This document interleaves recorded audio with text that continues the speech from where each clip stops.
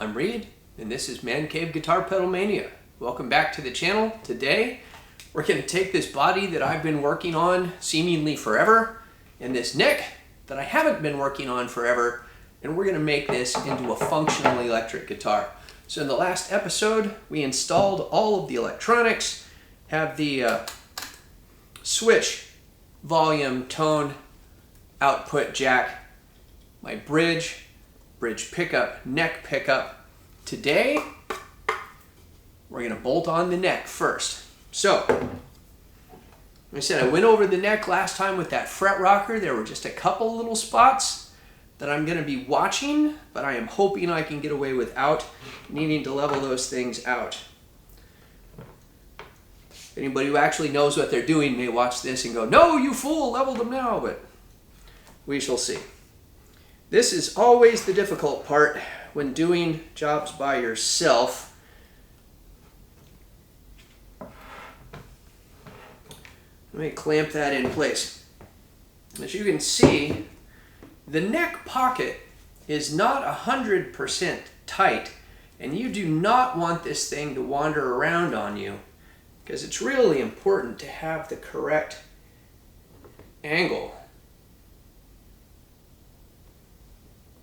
Well, that's interesting. Sorry, I'm looking at this and already I notice my neck pickup is off center. Well, there's literally nothing I can do about that. Annoying. Okay. So the first thing we're going to do is we're going to put in our bolts for our bolt-on neck.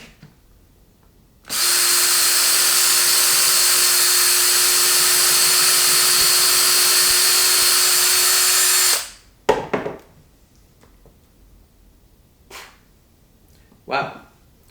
Okay. We're going to mark our neck, and then we're going to put our bolts in later.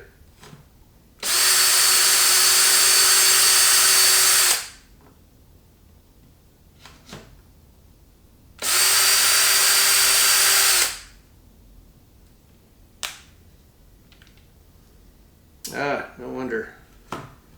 Okay.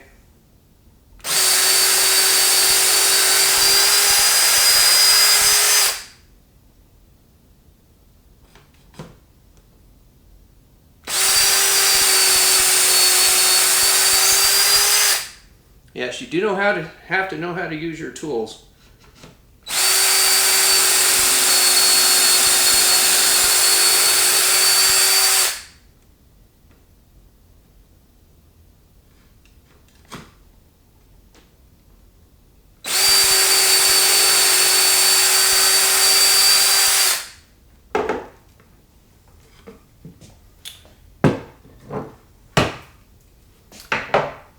And yes, if you're not careful, it is possible to punch right through the front of your fretboard. I should point out that before I started drilling, I took my neck screw and set the depth of my drill bit so that that would not be an issue. That would have been embarrassing to put on camera.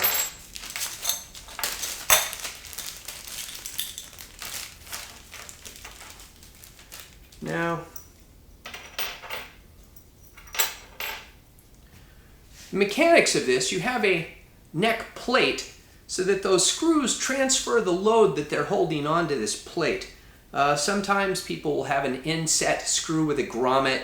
Serves the same purpose. You can also get these like cushions. They're just little plastic trays that the neck plate goes into. And I have seen some things saying you absolutely don't want to use one of these covers so that you get a better energy transfer directly to the body from the neck. I guess I don't have an opinion about that one way or the other, but I'll put this on without.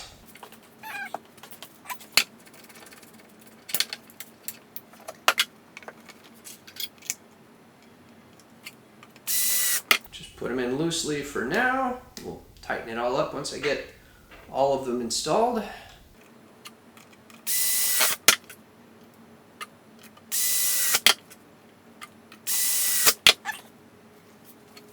And now, looks like a guitar. Feels pretty good too. It's not too heavy. Love that tummy cut. I'm gonna start doing that on all my slab-sided guitars.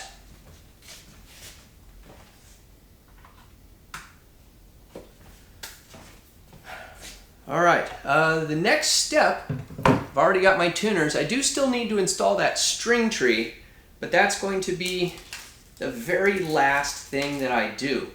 So the next thing I'm gonna do is string it up. Now let's talk about strings for a minute. I'm kind of string brand agnostic.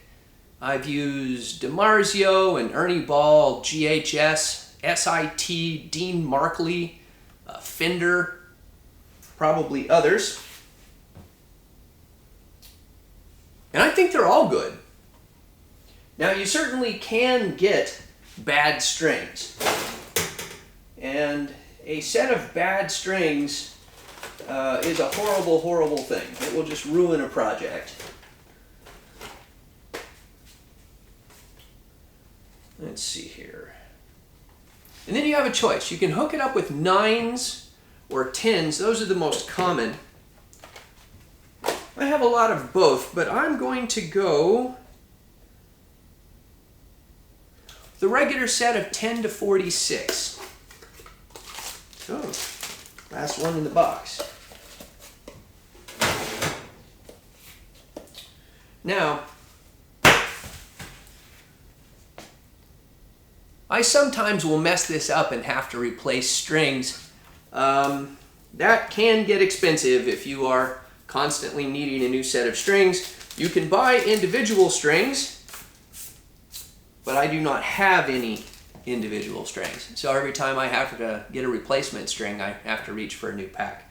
So I'm going to pause this for a second, and we shall be right back. And here we go. One of the things that I do really like about D'Addario strings are the colored ends. If you can see the colored ball on the end of the string there, it makes it very easy to know which string you're working with. Because while it's really easy to tell your low E from your high E, it's not necessarily easy to tell your low E from your A. In this case, low E, brass, low A, red.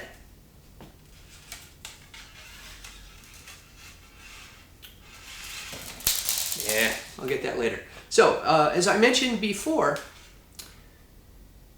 you have your option of going just straight through the back of this bridge plate or loading up the strings through the back of the body, which is traditional, and that is how I'm going to do it.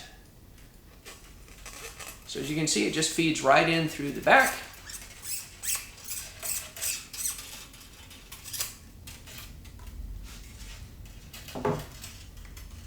Feeds over the saddle. These have compensated saddles. Truly vintage Teles just had 3 brass barrels, and they were, let's say, keeping them intonated so that it's in tune all the way up and down the neck. It was a bit of an art because it was a compromise. So with this, it has better intonation points. So now,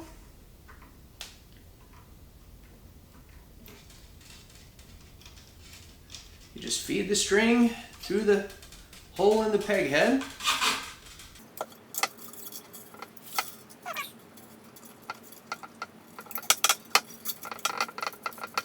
I can already tell these tuners and I are not going to be friends.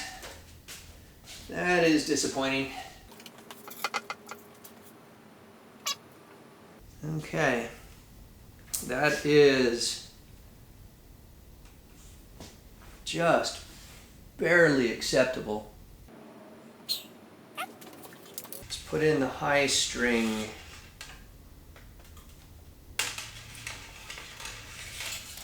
Oh, gone. So that is my silver ball end.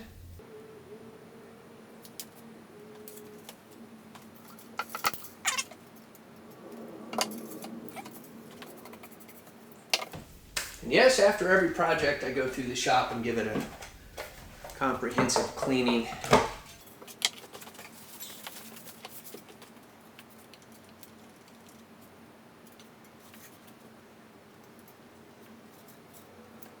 So there is plenty of room on the treble side.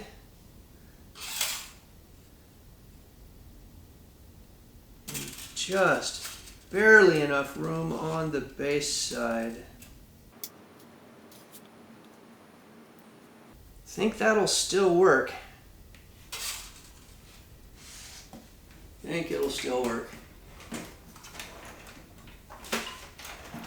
Now, ironically, you don't want a lot of winds on your peg head. Good rule of thumb is about 2 tuning heads worth. Let's see if you can still see this. I'm just going to take a pair of wire snips here. Go a couple of tuning heads up.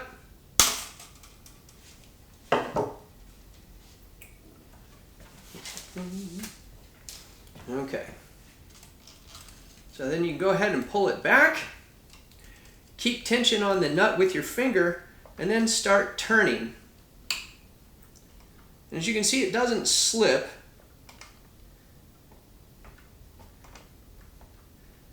I don't know why I never use string winding machines. I just don't. And you want it to wind downward on the peg. That gives you that break angle that you need over the nut.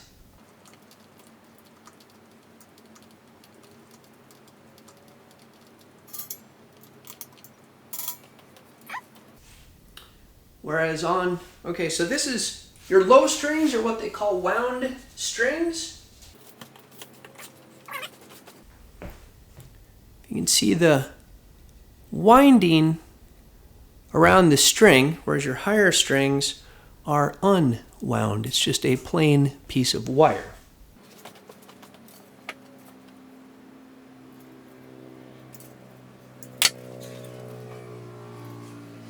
So your unwound strings are a little bit different because they don't have the friction from those windings. So you're going to get your first turning over the top of the rest of the string, and then all of the subsequent turnings are going to go underneath.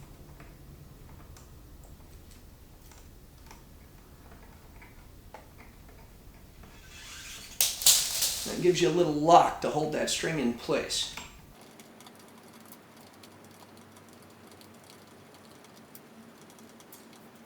Okay, I'm not really tuning it to pitch here, I'm just installing it.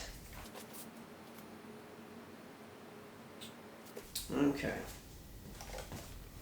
Alright, well, I don't know if you can see this. There's a lot of clearance on the bottom, just a tiny, tiny bit of clearance on the top for the string going to the very, very edge of the fret, especially up here on the higher frets. So that's not ideal. But we're just going to keep going because we're in very deep now.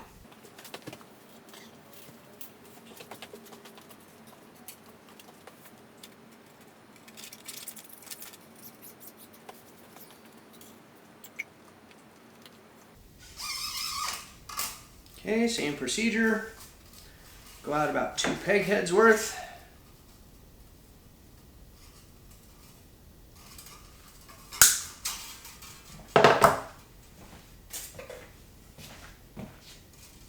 Pull it back. Give it some tension.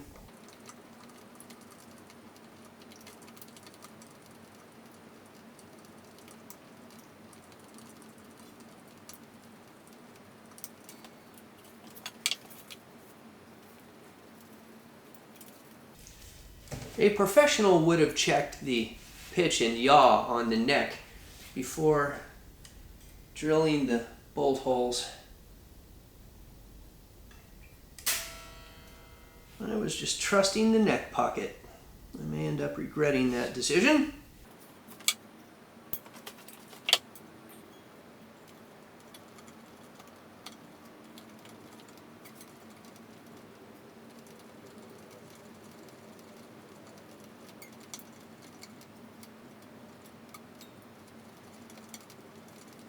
Guitar strings are really slippery. Okay, and yes, in between edits I did grab my string winder because in addition to everything else, I am a colossal hypocrite. All right, so the D is black and the G is green.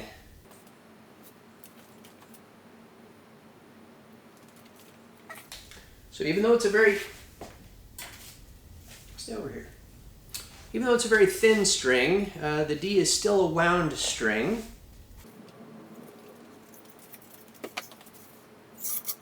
Sure, I'm still on camera here, okay?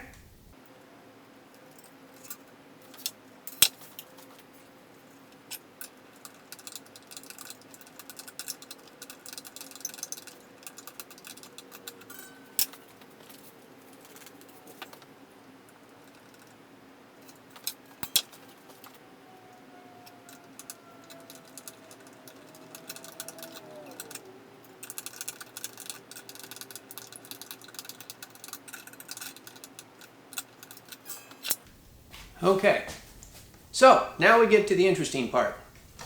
You're going to see that setting up a guitar to play is sadly not as easy as just stringing it up for the first time. So the first thing, maybe you can hear, some of these strings are really low to the body and they're just not resonating. So we're going to raise the saddles up just to give us enough clearance for now that the strings will vibrate freely and we can tune it. According to one of the master builders at Fender, when setting up your guitar, first you tune, then you check the relief through the truss rod, then adjust your action, and then your intonation.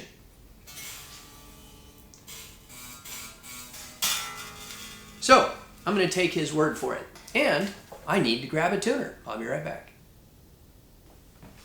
A professional guitar shop would use what's called a strobo tuner, which are extremely accurate. I am using a clip-on tuner. Actually, I think the clip-on tuners are pretty good.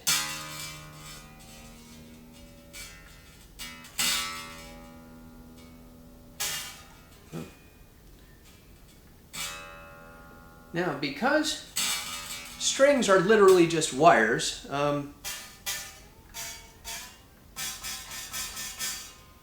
so that is not high enough. It's just rubbing on that fretboard. Go ahead and raise that up. There we go.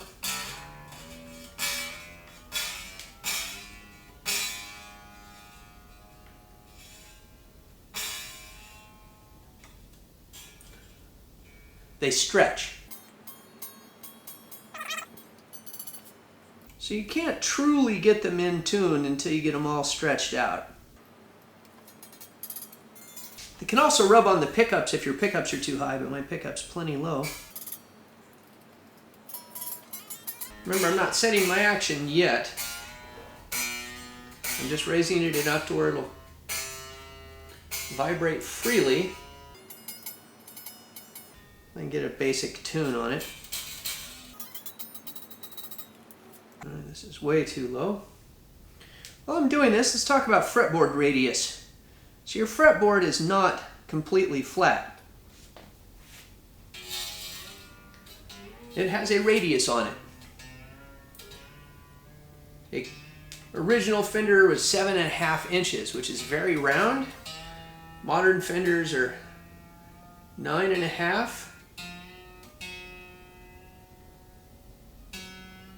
This is a 12-inch radius, which is more typical of a Gibson, but I like a 12-inch radius. Oh. All right. Before I go any further, I'm going to install that my last bit of hardware, that string tree. So let me show this to you now if you can see this. The strings here are at a very flat angle compared to these strings, which are at a much sharper angle. So I need them to be more like this. So I'm going to install a string tree right here where about that 3rd fret is. And that'll hold down those strings. All right, sorry about that. I got carried away and forgot to hit play again on my camera. String tree is installed.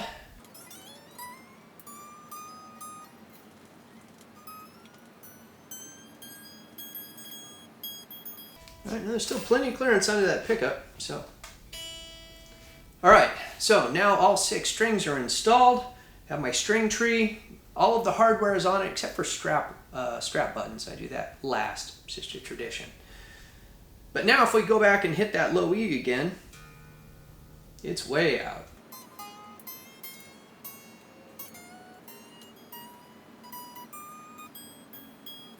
Okay, so basically everything we do at this point is going to adjust the tuning. So I'm going to be retuning this thing a lot. So I've got it tuned.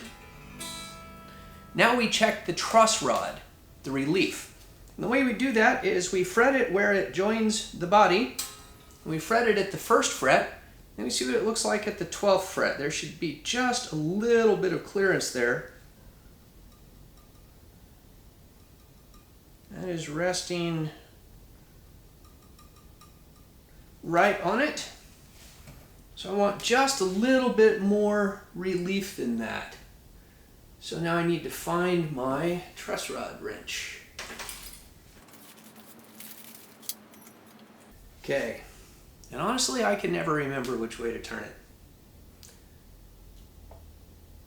Oh goodness, that is super, super tight.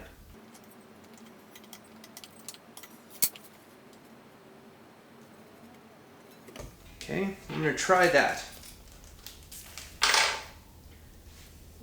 There are some ways you can do this. You get a spark plug gap measurer and measure the gap on it. But I'm just going to freehand this for now, and we'll see how that works out. All right, we're going to try and set the action. You just need a good string ruler.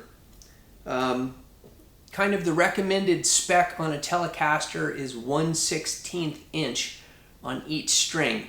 So it can be a little tricky because you need to go to the bottom of the string. So if I go to my bottom, or the high E string right now, that is just a tad low.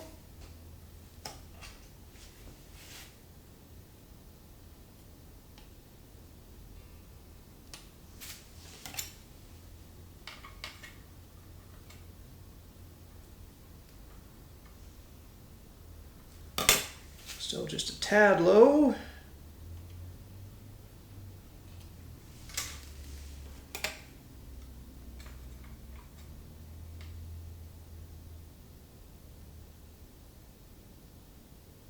There we go. Now, it's just the action on one string. Then we check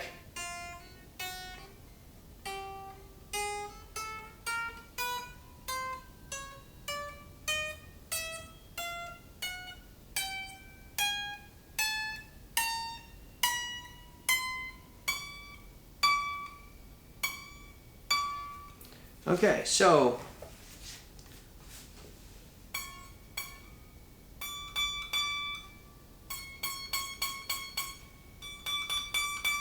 the 21st fret is way too, or the 22nd fret is way too high.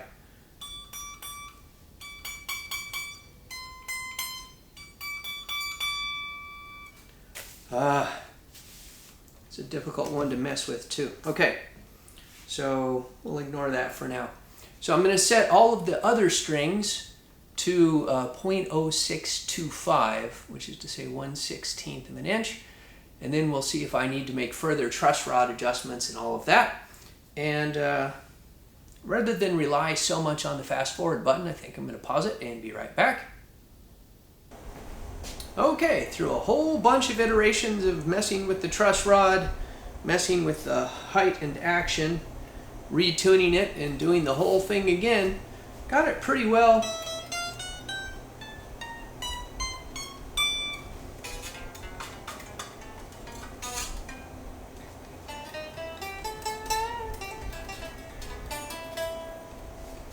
Okay, bends, doesn't fret out, but we're not finished yet. A lot more complicated than you thought, isn't it? Unless you've worked on guitars yourself, of course, in which case you know it's much more complicated than people think. So even though it's in tune, and it should stay in tune better and better as the strings stretch, the strings will be stretching for a while. Theoretically, you can just mechanically stretch them. An old teacher, Speedy, used to have a really interesting technique for stretching these strings, but I don't remember what that is, so I just continue to give them a little tug now and then tune them back up. But when you talk about intonation, sometimes people refer to it as setting your harmonics.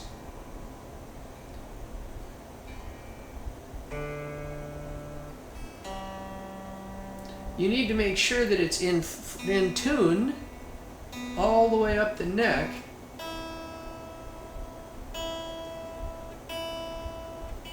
And the way you start off doing that is by making sure that your fretted 12th note or 12th fret note is the same as your open note. So my open note is an E. Make sure it's as dead on to E as I can get it. Good. Fretted note. See, that is way off. So I need to bring it up.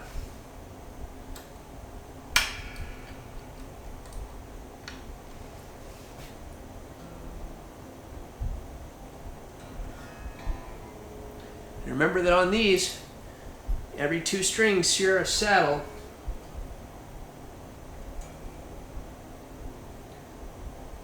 So go ahead and detune your other string a little bit. Give some space to work with.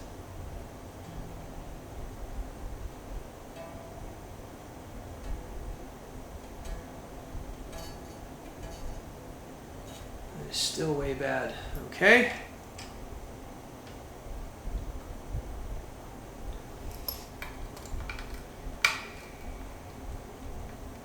And we'll just continue doing this. Tune, adjust the saddle, tune, adjust the saddle, tune, adjust the saddle, until it's the same open and at the 12th fret. And so you don't have to watch me do this 72 times. I'm going to pause it again. Okay, it's still fighting me on the intonation, but I'm going to take it in and set that up. Just a couple of last housekeeping details. I need to install the strap buttons, my knobs, and the switch cover. I'm not going to do that on camera. Those things are just simple. And then I'm going to take this in and plug it into my rig and see what it sounds like. So, looks like a guitar. Acoustic, it sounds okay. I hope it sounds good amplified. Oh, one other thing that I didn't demonstrate was you do need to set the height of your pickups. For whatever reason, though, these pickups are as high as I can get them, and they're way low. That does adjust. You know, the closer your pickup is, the stronger the magnetic field that your string goes through, so the louder it is. So I hope this is not going to be a super quiet guitar, because that's not exactly what I'm looking for. So, yes, last minute housekeeping details, and I'm going to take it inside and get it all fired up. And I'm going to see if I can do that today. I have some other stuff going on. If not, then I'll do it soon. And then we're back to doing pedal videos. So for those of you who stuck with me through this project, I hope you found it interesting. And I'll be right back.